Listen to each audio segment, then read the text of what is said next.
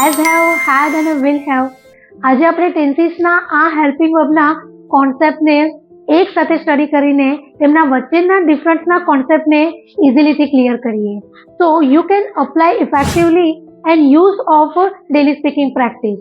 તો પ્રેઝન્ટ ટેન્સમાં કોઈ કામ 100% શ્યોર થઈ ગયું છે કે પતી ગયું છે, at that time use of according to subject has અને હેવ પ્લસ વર્બની third form and make a sentences. કે મેં જમી લીધું છે, તેને મંગાવી દીધું છે, તેને પૂછી લીધું છે, તે પહોંચી ગયો છે અને તેને તેનું માઇન્ડસેટ ચેન્જ કરી દીધું છે. હવે પાસ્ટ પરફેક્ટમાં કોઈ કામ 100% પતી ગયું હતું, at that time use of had plus વર્બની third form and make sentences. કે તેને પ્રોજેક્ટ ગઈકાલે પતાવી દીધો હતો, મેં 1 વીક પહેલા જ આ મૂવી જોઈ લીધું હતું, તેને 1 કલાક પહેલા જ એને પૂછી લીધું હતું.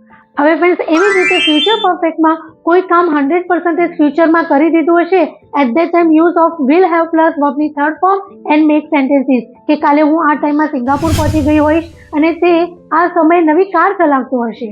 તો પ્રેઝન્ટ પરફેક્ટમાં કોઈ કામ કરી દીધું છે, પાસ્ટ પરફેક્ટમાં કોઈ કામ કરી દીધું હતું અને ફ્યુચર પરફેક્ટમાં કોઈ કામ કરી દીધું હશે.